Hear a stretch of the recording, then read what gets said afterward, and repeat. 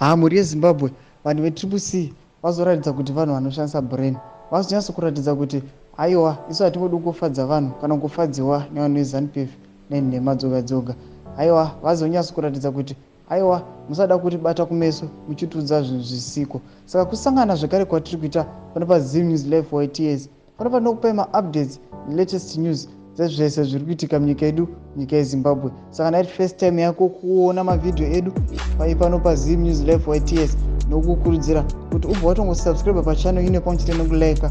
Kana ukagara kwaita zvinhu izvi ndomukaona ndokupoti ubva tina on the bell icon toramba uchiona mavideo edu atinokupai enhau dziri kuitika munyika yedu, munyika yeZimbabwe. Zuva ranhasi mhuri yeZimbabwe tine yakamira kudai so, tine nyaya yanetsa, nyaya yemafood prices. Saka pane munhu auya, munhu weZANU-PF, munhu auya akabva ndobva akanda picture ndobva ati Zimbabwe is cheaper food prices than Britain. Saka picture racho tikuona kuti pane chingwa chiri pashovu.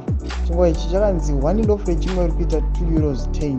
Saka tikakonveta, maybe tikakonveta ma-euros tikamaisa kuma-US dollar tikuona kuti ari kana kuma$2 kana kuma$2.30, $2.40 ikoko.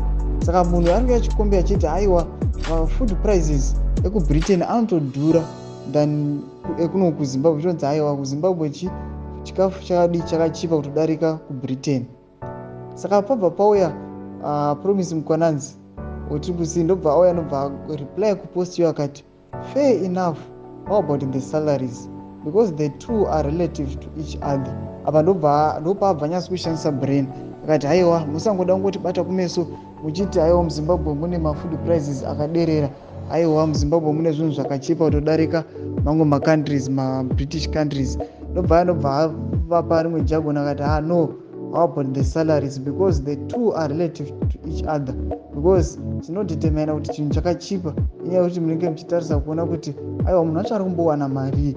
Saka pakaibva mhuri yeZimbabwe kana mune muono pamusoro penyaya iyi ndomukana wandinokupai kuti mumbotipawo muono wenyu. Munofunga kuti kudii?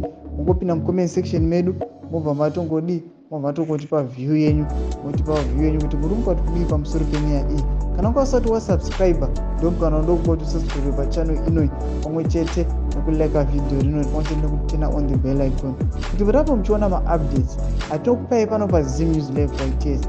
Mwane zuva rakanaka, tatenda mhuri yeZimbabwe, tosangana muvideo redu rinotevera.